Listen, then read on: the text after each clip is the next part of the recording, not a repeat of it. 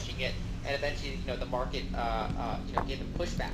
And so they're in this kind of tough position where inflation says to hike and the economic growth rate says soften. And they're already, near double digit again.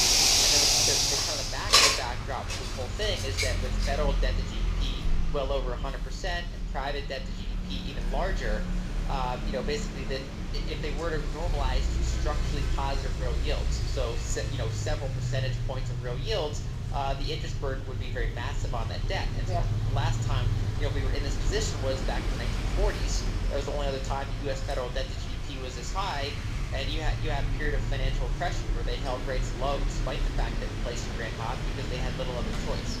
So do you think they're gonna reverse course and that's the strategy they're gonna do? I think my base case is that we're going to have negative real yields for most of this decade. Now, there can be periods where you have, say, a deflationary event. You can have these cycles. But I think that's the baseline going forward. And again, like you pointed out, that doesn't mean they can't hike. I think they certainly can taper the balance sheet. I think they can get some hikes in. But I think it's going to be relatively shallow compared to how much inflation's in the system. Okay, so that's interesting, Lynn, because a lot of experts I've been reading, insiders, call them whatever you want, say that if they can hike, half a percentage point, that should be the magic number to tame inflation. Do you not agree then?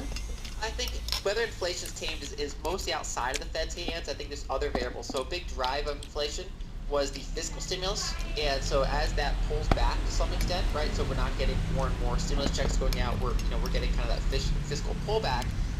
That should contribute to some disinflationary pressures, maybe within this larger inflationary context. The other thing to watch is what happens with energy, fertilizer, these kinds of key commodity inputs. And so on that side, you have supply-driven inflation. There's not been a lot of investment in those areas, especially energy. CapEx has been very low.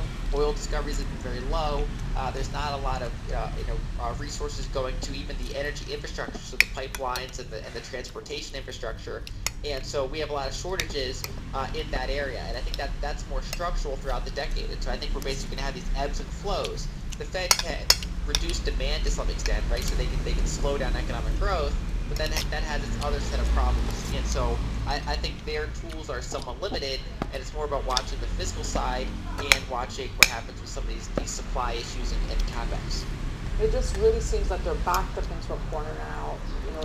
To say they're in a pickle seems like an understatement. So how does this translate? What does this mean for U.S. equities, Lynn? What's your outlook for U.S. equities? So because they are trying to tighten, and given that the PMIs and other economic indicators are decelerating, that's not a very good environment for equities, all else being equal. And I avoid giving specific year-end price targets for, say, the S&P 500. If you look at, say, Wall Street, there's almost no correlation between price target estimates and the actual outcomes.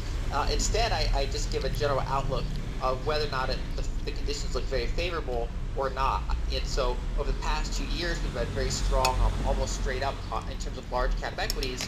But my outlook since December recently has been that 2022 looks like a much choppier year. And that could be maybe it chops sideways, maybe it goes down, maybe it goes up at a slower pace. So I don't have a specific view other than that I think it's going to be a less attractive environment for equities than last year and the prior year were. So, for investors watching at home, what is one to do?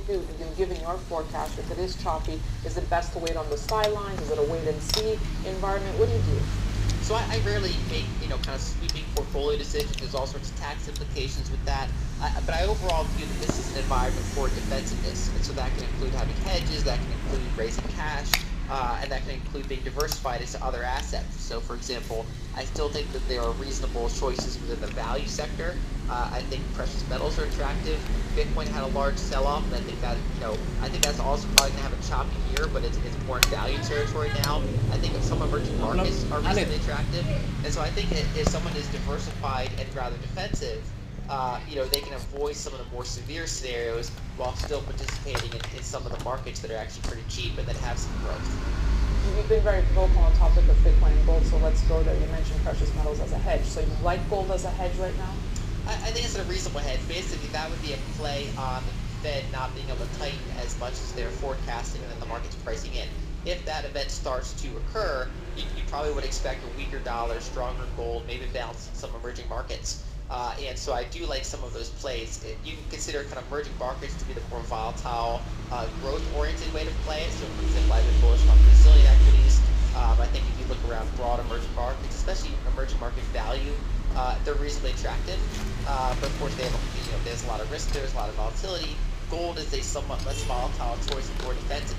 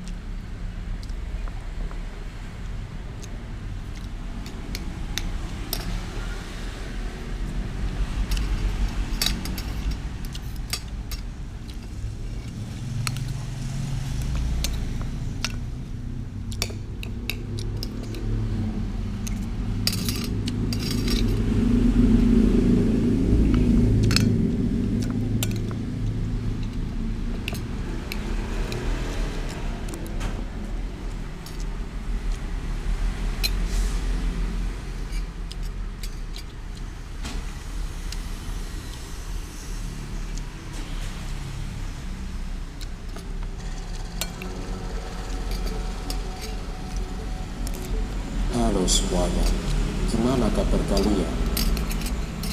Takdir memang sudah digariskan, tetapi bukan berarti tidak bisa diubah. Jika menginginkan takdir yang baik, maka jalan satu-satunya adalah menyadari dan memahami aturan-aturan atau algoritma yang sudah ditentukan oleh Sang Pencipta, yaitu Tuhan. Saat takdir itu datang, maka tak ada yang bisa menolaknya. Meski kamu sudah berhati-hati dalam bertindak dan melangkah, lalu adakah formula dalam hidup? Atau adakah algoritma yang mengatur kehidupan sehingga manusia bisa memahami segala sesuatu dengan lebih mudah?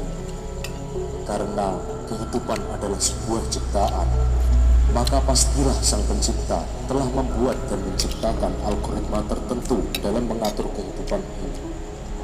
Tuhan selaku Sang Pencipta, yaitu yang memprogram semua ciptaannya, pasti sudah menentukan kode-kode alias coding berupa algoritma dalam kehidupan kita di dunia ini. Pada saat kita menyadari bahwa di level fisika kuantum, semua yang kita lihat dan kita rasakan melalui panca indera ternyata hanyalah merupakan kekosongan belaka.